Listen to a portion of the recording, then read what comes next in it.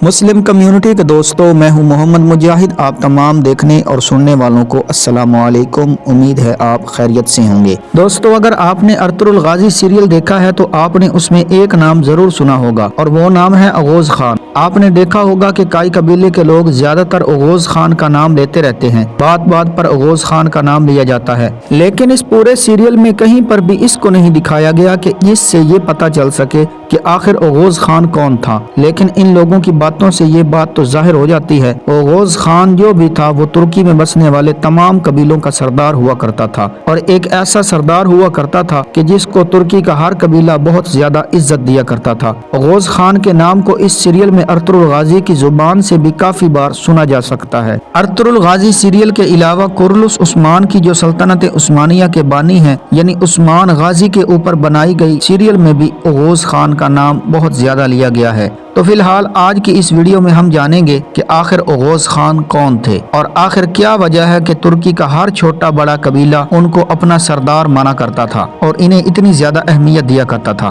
और आज भी तुर्की के लोग इन्हें इतनी ज्यादा अहमियत क्यों देते हैं। अगर हम तारीख की बात करें तो अगोज खान की तारीख हजरत ईसा अलैहिस्सलाम से भी पहले की है, यानी अगोज खान का जो दौर था जब वो इस दुनिया में आए थे तो वो हजरत ईसा अलैहिस्सलाम की जिंदगी से भी पहले का दौर हुआ करता था। साथ ही साथ आपको ये भी बताते चलें कि तुर्की के लोग पहले अपने सरदारों को खान नहीं बल्कि हान कहा करते थे, और इसी तरह वो अपनी खातूनों को यानी औरतों को खातून नहीं बल्कि हातून कहा करते थे। और इस चीज को आपने अर्तुरुल गाजी सीरियल में भी बखूबी देखा होगा, जैसा कि हलीमा खातून या फिर सलजान खातून यानी खातून का लफ्ज इस्तेमाल नहीं किया करते थे बल्कि हातून और खान की जगह हान का लफ्ज इस्तेमाल किया करते थे, और इसीलिए हिस्ट्री में अगोज खान का नाम अगोज खान भी मिलता है और अगोज हान भी मिलता है, लेकिन दोनों नाम एक ही इंसान के हैं। दोस्तों, कहा जाता है कि हजरत नूह अलैहिस्सलाम के दौर में इस पूरी दुनिया में बहुत खतरनाक तूफान आया था। तो इस तूफान में हजरत नूह अलैहिस्सलाम के 4 बेटों में से 3 तो बच गए थे क्योंकि वो हजरत नूह अलैहिस्सलाम के ऊपर ईमान ले आए थे, लेकिन 4 बेटों में से एक बेटा इस तूफान में मर गया था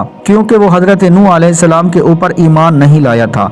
हजरत नूह अलैहिस्सलाम के बचे हुए 3 बेटों में से एक बेटे का नाम याफस था, और इसी याफस की नस्लों में आगे जाकर एक शख्स पैदा हुआ था जिसका नाम था अगोज खान। हजरत नूह अलैहिस्सलाम के बेटे याफस की औलाद में से यही अगोज खान था। अगर मैं आपको आसान लफ्जों में समझाऊं तो हम ये कह सकते हैं कि तुर्की के काई कबीले के साथ साथ तमाम कबीले हजरत नूह अलैहिस्सलाम के बेटे यानी याफस की औलाद में से हैं, यानी इन्हीं की नस्लों में जाकर आगे ये आबाद हुए थे। अगोज खान के बारे में कहा जाता है कि जिस दौर में उनकी पैदाइश हुई थी उस दौर में ज्यादातर लोग अल्लाह ताला के दीन से फिर गए थे, यानी अपने खुदा को छोड़कर दूसरी चीजों की इबादत करना शुरू कर दी थी। कहा जाता है कि जब अगोज खान की पैदाइश होने वाली थी तो वो कुछ दिन पहले से ही अपनी माँ के ख्वाब में आने लगे थे और अपनी माँ से कहा करते थे कि मैं उसी वक्त पैदा हूँगा जब तू खुदा के दीन को अपना लेगी, यानी एक खुदा की इबादत करने लगेगी।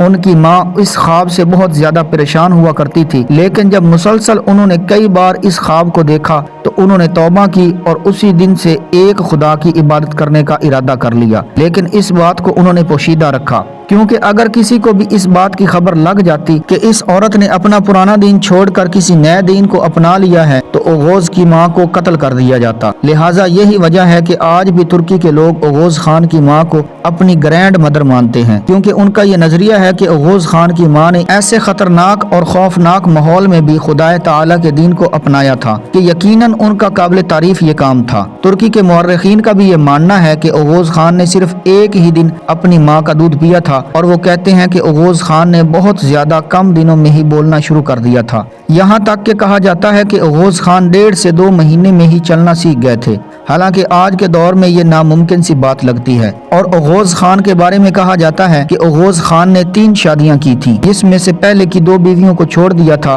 और आखिरी वाली बीवी को अपना लिया था। पहले की 2 बीवियों को छोड़ने की वजह ये थी कि जब उसकी पहली शादी हुई तो उसने अपनी बीवी से कहा कि मैं तुम्हें पुराने मजहब को छोड़ने का हुक्म देता हूँ और एक खुदा की इबादत तुम्हें करना होगी, लेकिन उसकी बीवी इस बात पर रजामंद नहीं हुई तो उसने उसे छोड़ दिया। उसके बाद उसने दूसरी शादी की, दूसरी बीवी के सामने भी यही शर्त रखी और जब दूसरी बीवी ने भी इसके साथ रजामंदी नहीं की तो ओगोज खान ने इसे भी छोड़ना बेहतर समझा। उसके बाद ओगोज खान ने तीसरी शादी की, लेकिन तीसरी बीवी उनके साथ रजामंद हो गई और उन्होंने कहा कि जो आपका रास्ता है यकीनन सरदार मेरा भी वही रास्ता होगा। कहा जाता है कि ओगोज खान और उनकी बीवी के बारे में कबीले वालों को खबर लगी कि इन दोनों ने एक नया मजहब इख्तियार कर रखा है, तो ओगोज खान के वालिद इस बात से बहुत सख्त नाराज हुए और वो तलवार लेकर ओगोज खान के खेमे में पहुंचे ताकि इन दोनों को कत्ल कर दें। लेकिन अब ओगोज खान ने अपने वालिद से अपनी जान को बचाते हुए तलवार का एक ऐसा वार किया कि जिससे उनके वालिद का इंतकाल हो गया,